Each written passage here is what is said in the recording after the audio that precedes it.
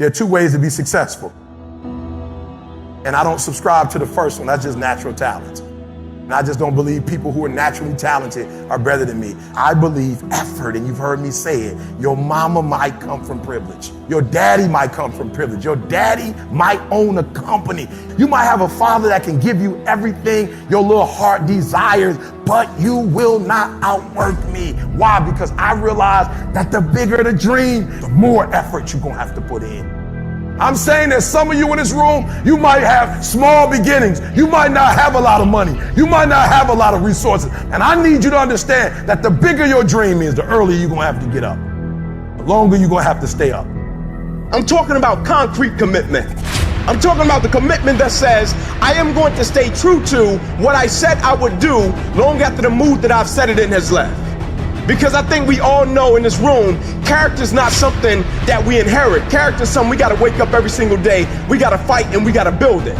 You gotta begin with the end in mind. So whatever your dream or your goal is, you gotta wake up every day to it. You gotta go to bed with it. You gotta read stuff, the music you listen to, everything you do gotta pour into that dream.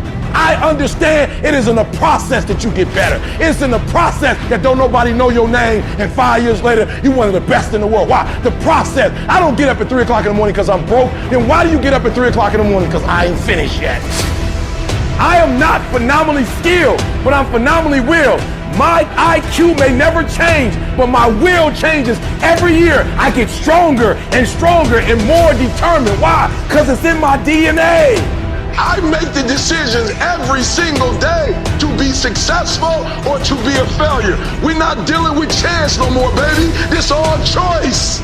If you are not that talented, you can beat them with time. You can get to the spot before they get to the spot. Get your butt up and get there. Get up. Act like you playing basketball. Act like you playing football. Compete. That's what bothers me. Many of y'all are not competing. I need effort. Compete. Act like you playing football. Go in that doggone classroom, compete. Many of you have lost your competitive edge. Get your competitive edge back. I'm not against no other motivational speaker. I'm just competitive. When you dedicate your life, you don't care anything about the odds. When the dream is big enough, the odds don't matter. When you're working, you have a wall to break through.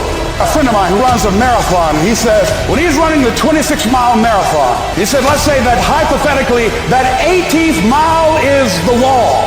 He said, Les, when you get there and you're running, he says, everything in you is telling you to stop, to give up. Every muscle is aching. And you're saying to yourself, I can't do it. I can't do it. And you just keep on and you keep on and you keep on. It seems like you're moving at slow motion. And then eventually when you break through that 18-mile wall, then you know it's like done and you're on automatic and you glide on in and you know it's there. You know you're going to get to the finish line. And we've all had experiences where we were working on something and we knew it was possible. And we did those things that were necessary to bring it into reality. We took the responsibility to make it happen. Other people couldn't see it. A lot of people didn't believe it. You were attacked. You were criticized. People were opposing you, but you kept on doing it. It was hard. It was rough. It was difficult. But to you, it was worth it. And eventually you got to a level you know, can nothing stop me now. I'm on the move. I'm on the move.